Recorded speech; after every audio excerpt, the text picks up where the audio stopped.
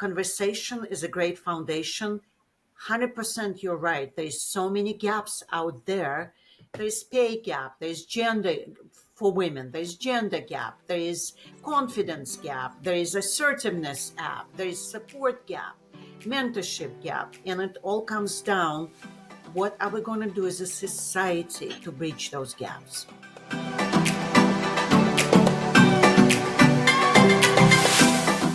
Welcome to the Workforce Link podcast, where we're offering forward-thinking conversations for the workforce, linking employers and job seekers to a brighter tomorrow. I'm your host, Sunday Joe, and I am glad to be back with you for another episode of the Workforce Link. So we love to hear those stories of friends, right, who've defied the odds, who've shattered barriers, who've risen to the top. Well, in this episode of the Workforce Link podcast, we are going to do just that.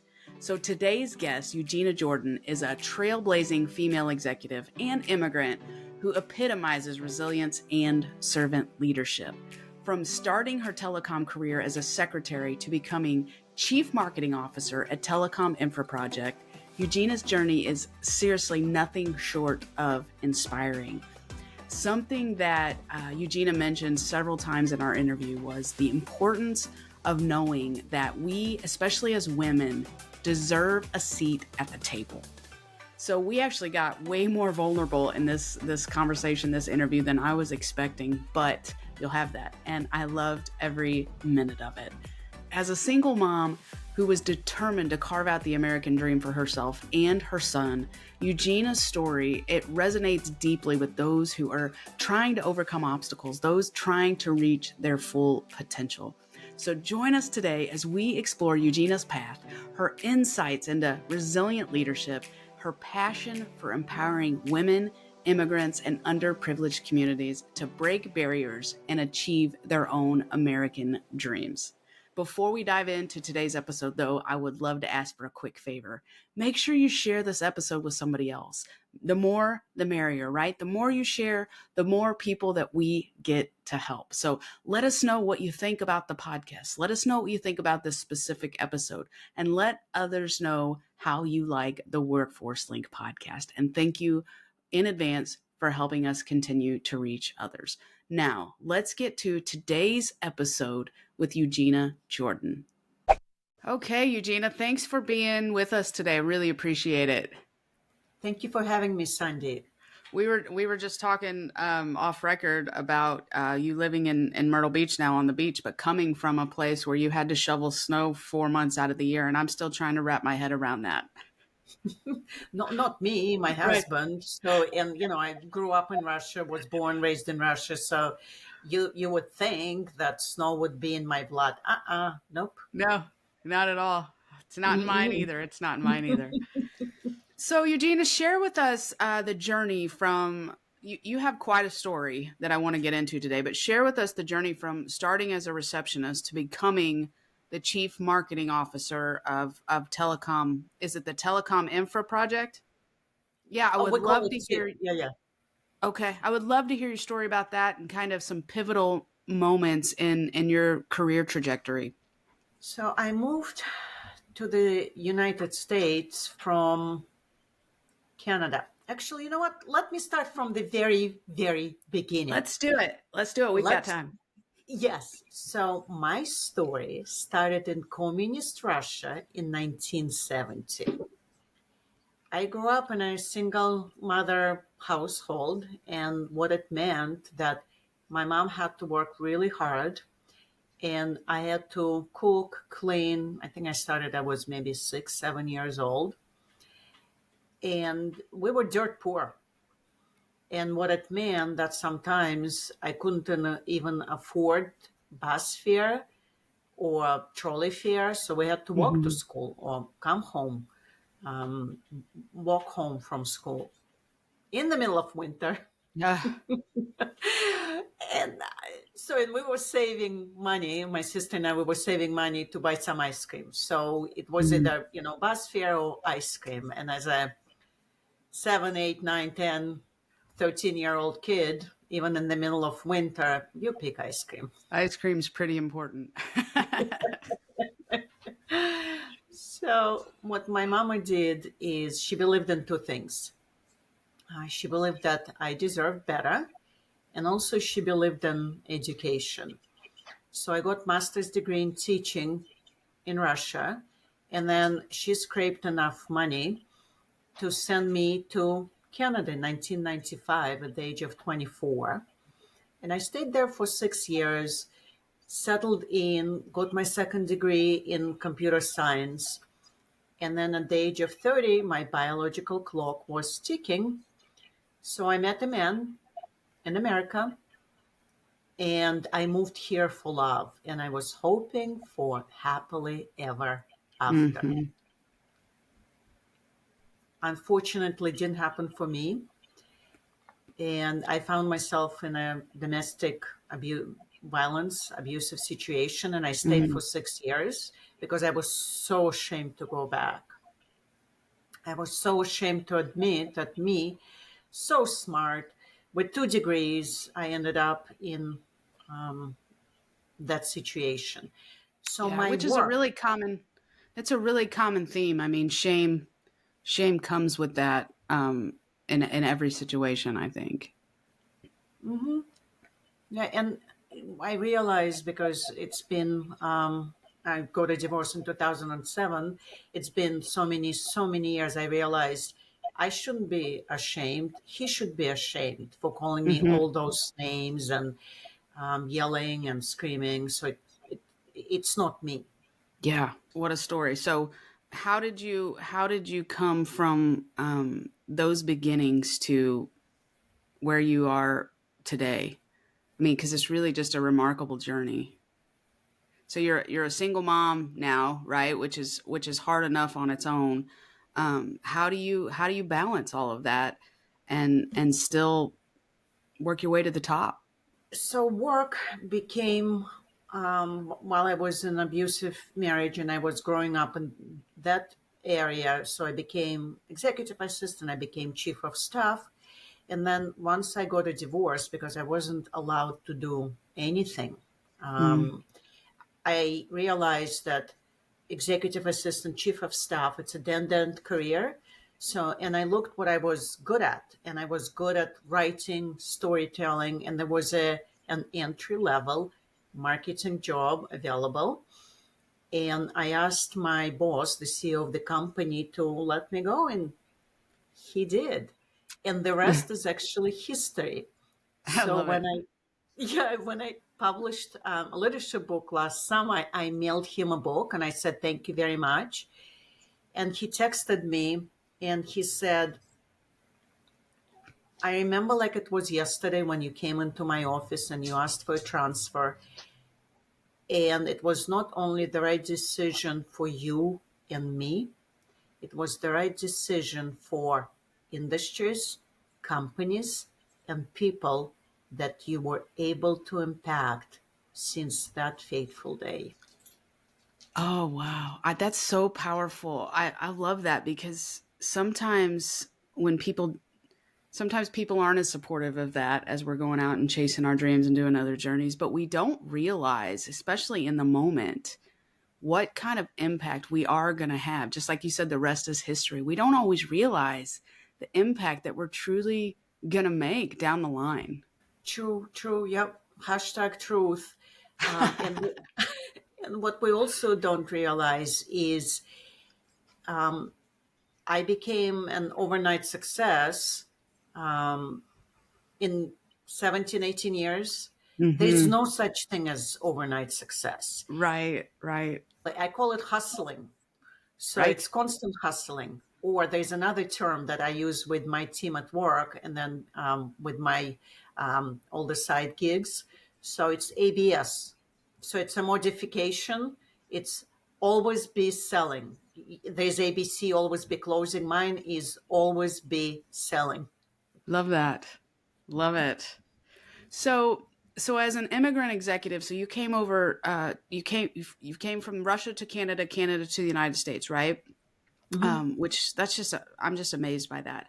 Side note, I actually went on a mission trip several years ago to Moldova, and they spoke Russian there, and it was a great experience. So you said that, and I was like, oh, it made me think of that, but it was definitely an experience. But as an immigrant executive, what were some of the biggest challenges that you faced breaking into your industry, and how did you overcome those challenges? So in my industry, the data is between 5 to 12%, because I just saw on LinkedIn that it's 5% in telecom. In the C-suite, female representation is 5%. So the data I use, it's 12%. It's still minuscule. So I think the hardest are two things. Number one is realizing for me that I deserve this place. I'm just as smart. I'm just as good. I'm willing to work just as hard. So it's making a pact with myself that I want it and I'm going to go and get it. Mm-hmm. And the second one is, I call it in my book, my leadership book, it's speaking while immigrant female, because there is this concept when you speak while female. So when you're an immigrant female and you have an accent and you don't know the culture that well, and you're still fighting your old culture with the new culture, and it's, still those triggers from your past and your present, and figuring out that culture. So it's an additional layer of Mm-hmm. complexity, speaking with an accent, being female, learning constantly the culture. So you get mansplained a lot and you get Yeah. interrupted a lot. Yeah. So in realizing that in your industry, it could be telecom, it could be IT, healthcare, when you're an immigrant female, there's already two strikes against you. And if you're an immigrant female of color, there's three strikes against you. Yeah. So it's just going back to that foundation. You deserve the place and you're going to speak up no matter what. You're going to speak up, number one, and you're going to find people that support you. Like my CEO, he was a person of color, he was an Indian gentleman. Find those people that will help you speak up in those meetings, that will Yeah. interrupt the interrupters. Love that. And Yeah. every time you do it, it will get better. Speak up, find your people. And my dog is barking because she Right. wants Speak to up. go. Speak Amen. up. She's speaking up. Yeah, I think it's so important to find your people. You've got to find your people. And it makes me sad that we even have to sit here and have that conversation and hear the things that you just said, because it's still true. We've come a long way. I don't want to not acknowledge that. But it's still a man's world in a lot of ways. And then when you add when you, like you said, when you add the culture to that, when you add the race to that, um, I've just experienced that in a couple different ways just in the last week. So I live in Branson, Missouri, which is, they call it the show capital of the world, right? So there's shows everywhere, and I do comedy a little bit on the side. And there was this comedy role that opened up that for an evening show, so I auditioned for it, and they thought I was hilarious. They didn't want to hire me because I was a female. What the They wanted actual a F? right. They wanted a male comedian, and I thought, um, I was really angry at the injustice, because I thought, this is 2024. Like, what is happening? But then I mean, I walked away going, hey, they thought I was hilarious, right? So that was a great confidence booster. But still, I'm like, we're still here. We're still here. And then I was having a conversation with a person the other day. He's an African American guy, and in a predominantly white culture. And we were talking about just cultural changes and things he says and things I say. And he was explaining how he has to sometimes shut those things down because people aren't going to get them. And that made me sad because I don't have to shut things down, I say. Like, and so I said, I don't want you to have to do that. Like, I want to understand your culture. I want to understand why you say these words so that I can understand them. Don't stop saying them. That's your culture. That's how you talk. I'm a redneck. This is how I talk, like let's bring that together. And I think there are still so many more conversations that need to be had around that topic. Conversations and conversations need to turn into actions. Yes, yeah. We Yeah. cannot sit on the sidelines. So you're using your podcast as a platform to start conversations and then ask for those actions. I use my platform to start conversations and then lift more women with me into leadership roles. So conversation is a great foundation. 100% you're right. There's so many gaps out there. There's pay gap, there's gender for women, there's gender gap, there is confidence gap, there is assertiveness gap, there is support gap, mentorship gap, and it all comes down what are we going to do as a society to bridge those gaps. Yeah. Yeah, that's great. That's a We could dive into some deep conversations with that for sure. Hey, just want to interrupt for a quick second to tell you about something really amazing happening in this central region right now.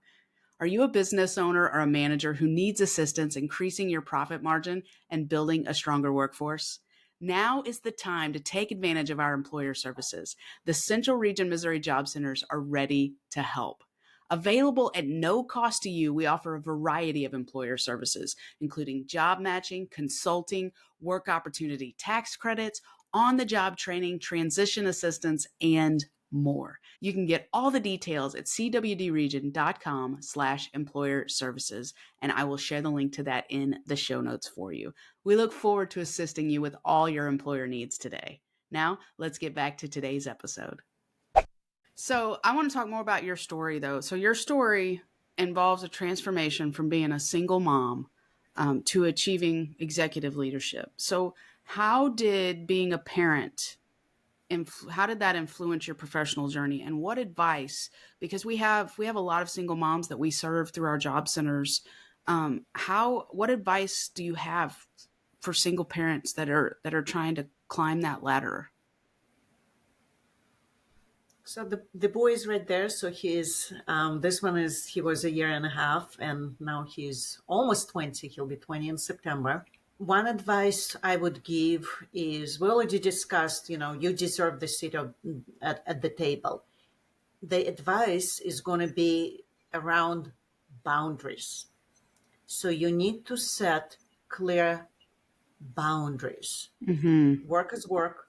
Your children is they're obviously more important than work. Work can lay you off. Your children never going to lay you off. Your family Mm-hmm. not going to lay you off. So work is what gives you fulfillment, what puts food on the table. And as you grow in your career, you can provide better life for your children as a single parent. Let them be your motivation, and not don't forget why you're doing it. They Mm-hmm. your why, and work is not your why. Work to grow in your career will give you more freedom on two fronts. Take better care of your family and open more doors for people like you, single moms, people of color, immigrants, women. So those two were always my North Star. And that's the advice. Set the boundaries, know why you're doing it, know your values, your purpose, and keep working at it. Love that. There's this quote that I've heard for several years. It's my favorite. I live by it. You lose your way when you lose your why. And I think just I mean that lines up with exactly what you just said. You've got to keep your priorities in focus and in the right order. So I had to leave my work at 5 o'clock, not 5:01, not 5:02, 5 o'clock when he was little, because the daycare closed at 5:30, and if I left at 5:01, then I would get stuck in traffic. Massachusetts 495, if people know what it is, it could be hell.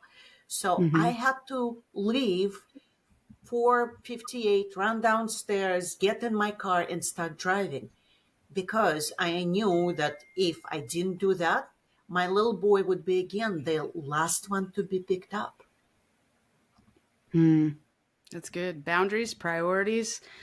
I relate a little bit to your story on the side of being the child. I was raised by a single mom who was constantly, working multiple jobs to try to raise me. Came from a domestic violence background. I remember, there were times I didn't know this then. I know it now that we were so poor that we had popcorn for dinner. And to me, I thought it was the coolest thing in the world. Like we're having popcorn for dinner. And so the way she was able to spin that, I didn't know we were that poor. I thought we were the coolest people in the world. We were having popcorn for dinner.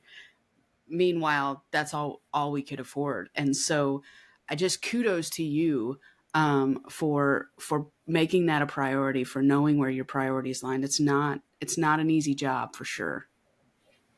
Oh, you're making me cry. God bless you, Mom. Sorry. Sorry, not No, sorry. There's another hashtag. yeah, yeah. Oh, God bless you, Mom, and all the moms, because it's all about when we're parents, eh, and we're good parents. It's all about our children and how we make them feel. Yeah. And I think there comes this level of guilt sometimes that you can't do everything that you want to do. And, there's been many times I've said to my mom, you did the best you could do. Like, you got to stop feeling bad. You did what you knew how to do. And I'm still breathing and I'm okay. Yeah, yeah, yeah. So my son, we were talking about the first startup that I was telling you about. I was receptionist, chief of staff, became a marketing manager. So that company, we took it public, then we sold it. And we were talking recently with my son, and I'm like, remember you were coming to that company, and I loved working there, but I worked a lot of hours. And he was coming because back then there was no work from home policy. Though I did bring my laptop home, and he's like, "Yeah, Mom, we might have, became financially independent because of the work you did and company went public, but it wasn't fun for me. I know why you did it." Yeah. I can relate to that so much, so much. I remember, um, we used to get our shoes at Dollar General, and I didn't know any better again as a kid. But then my mom got this job where she was making great money and we could have whatever we wanted. And I got a pair of Nike shoes and I could have everything I wanted. But I never saw my mom because she was working so hard and the commute was an hour and a half one way. And so you realize really quickly the things that really do matter, and time is everything. Good stuff. Good stuff. I didn't know we were going to go deep in this podcast today. It was good stuff. So, resilient and servant leadership are central themes, I think, throughout your work. Can you elaborate on those concepts, what they mean to you, and how they've shaped your approach to leadership? Servant or empathetic leadership is based on seeing your team as human beings and not objects. Hmm. And when we're human beings, like you and I, we were talking, we have other responsibilities outside of work. We might be sick. We might have aging parents. We might have small children. We might have relatives that go through different treatments, health issues, houses foreclosures. So life is unpredictable. And understanding that your Hmm. team still going to do their best, though they might not feel their best, or they might have going something in their lives. And just understanding, not judging, not offering advice. It's just understanding and being there for them to create that psychological safety. Hey, I have an important question for you. Do you know your why? Here are some powerful words that I want you to sit on for a second. You lose your way when you lose your why. Everything changes for us when we start asking ourselves the right questions. Not why did I do that stupid thing, but why do I want to do something different? Listen, my friend, your children need you to find your why. Your parents need you to find your why. Your future boss needs you to find your why. Your grandchildren need you to find your why. And we want to help you do just that. That's why we put together this free gift, How to Find Your Why.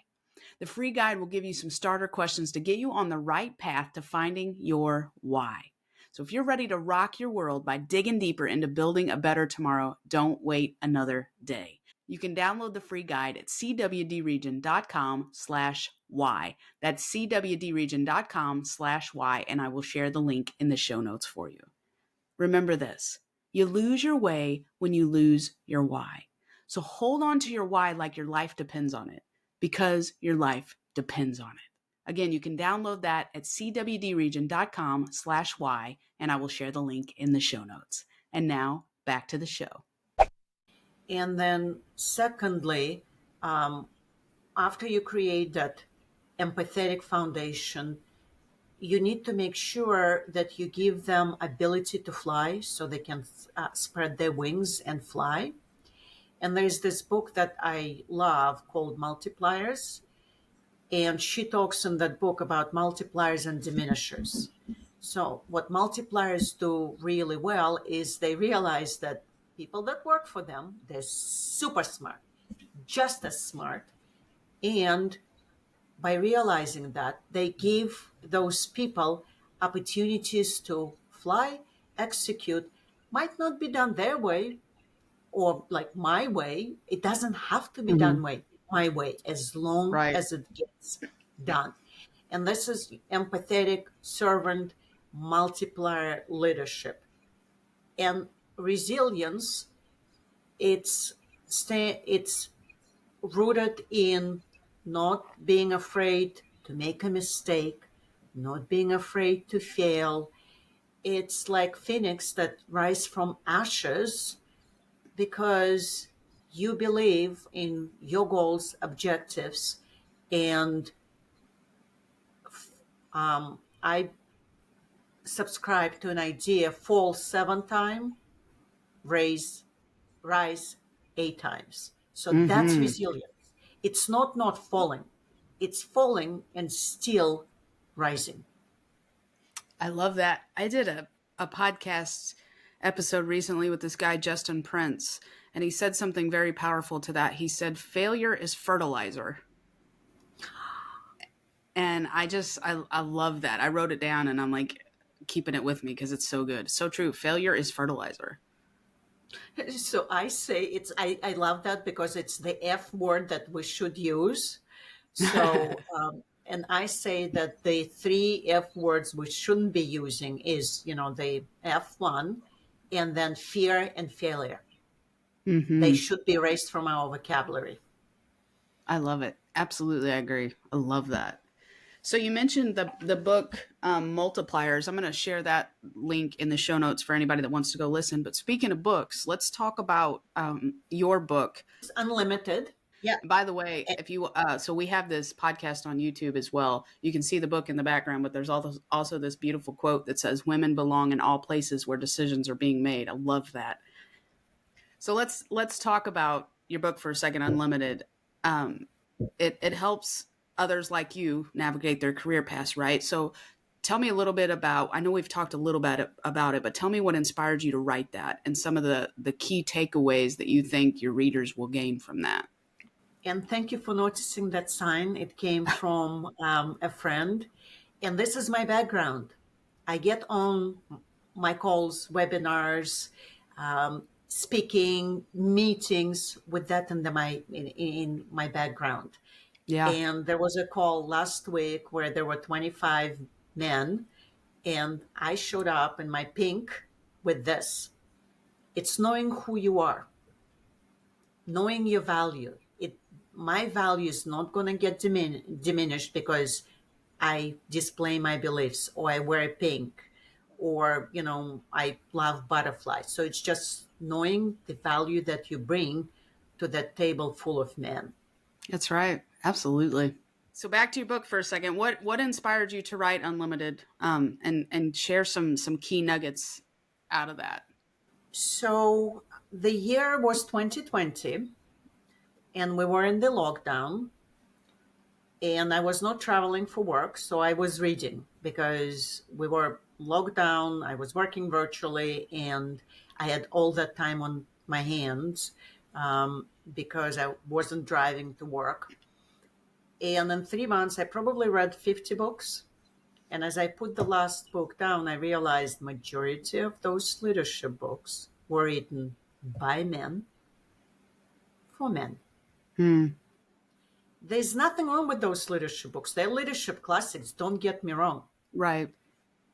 What I realized is those authors, they didn't know what it takes for a female, an immigrant, or a person of color with those, strikes against them Yeah. to become a leader in the world where they're not represented and in the world that was not designed for them. It was designed by white men for white men. We're not going to get into the history. I'm stating a fact. Right. So, and that's why I wrote the book.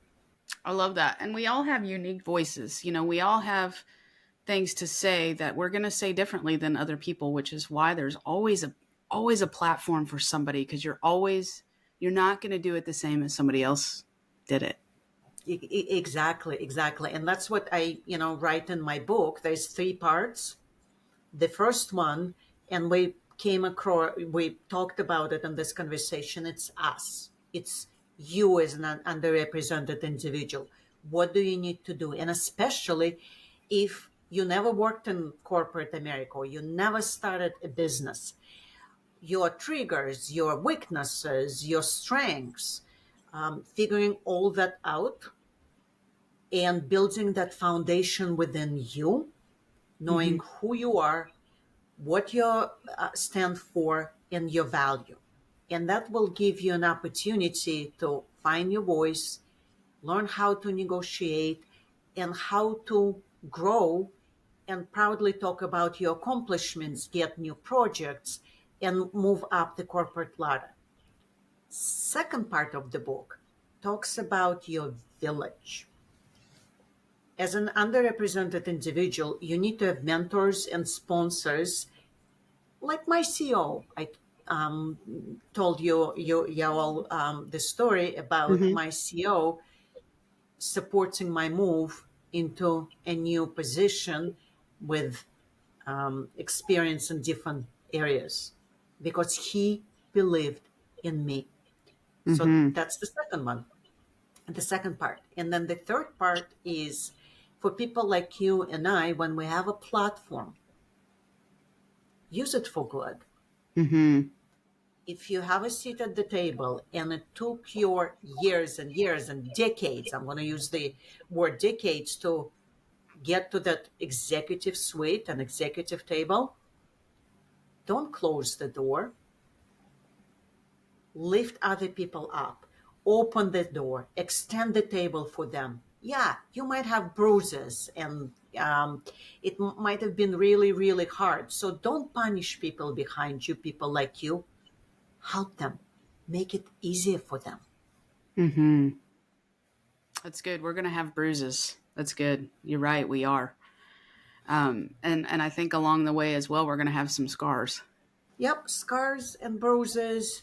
And our purpose and responsibility should be not around us. It should be around how we're going to change the face of leadership, change the Yeah. executive table. It's not about us. We already have the place seat at the table. How we're Right. going to make sure that once we're gone, there's still, or even more, there's people like us at the table. Yeah. Love that. Love that. Well, we will share the link to the book Unlimited in the show notes for anybody that wants that. One last question before we close out today. So, how do you think companies and leaders can actively promote the importance of diversity and inclusion in the workplace?